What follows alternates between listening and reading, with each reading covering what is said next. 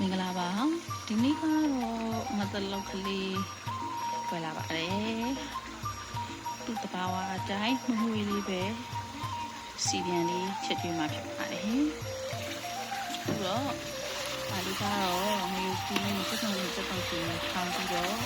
အနှစ်ကျအောင်စီတက်ထားတာပါ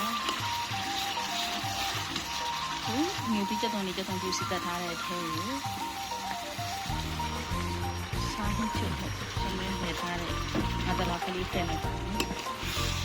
ဒါဟိထက်မှုကြိုင်မှထပ်မထည့်ပါဘူး။ဒီတိုင်းလေးကိုစီစဉ်ထည့်မှာပါ။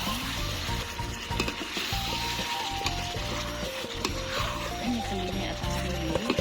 အမနှတ်တောင်းအောင်လုပ်ပါမယ်။ပြီးတော့ဒီကထွက်တဲ့ရေကြီးတိုင်းပေါ့နော်။ထည့်ထားတဲ့စီရဲ့ဒီကထွက်တဲ့အရင်ထွက်မယ်အစီထွက်အဲ့ဒါလေးနဲ့ပဲမီးလေးလျှော့ပြီးတော့ထည့်ထားလိုက်ပါမယ်ရှင်။အခုကလေးကအနံ့လေးနှွေးနေပါပြီ။နည်းနည်းလေးပဲထိုးပြီးနှိပါမယ်။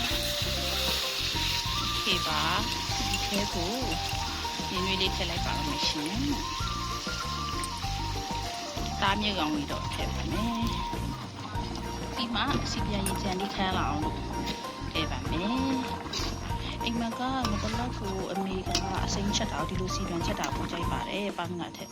ကျမကတော့မကြိုက်ပါဘူးအဲ့တော့ဒီလိုငါဒီလိုအချိန်မှာဘာလို့စားလဲဆိုတော့ဒီငါရဲ့ဒီဟင်းအရေးနဲ့ပဲတမင်နဲ့နေစားတာများပါတယ်မှုန်းနေအောင်ချက်ပါလားမတလောက်ကတူးနာနဲ့မှုကြီးသားမှုတို့ဘာဟင်းခတ်မှုချိန်မှမတူပါဘူးဒါဆိုရင်ခဏလေးထည့်ထားလိုက်ပါမယ်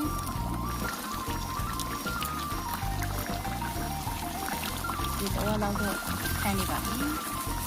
ဒီနေ့ရေလေးနဲ့စမ်းစားရတော့ကလေးပေါ့နော်။ဒီလဲပြန်လဲရေလေးချန်တယ်အဲ့အနေထားလေး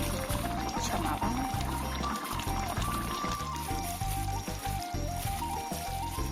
မတော်ဟင်းလေးရပါပြီ။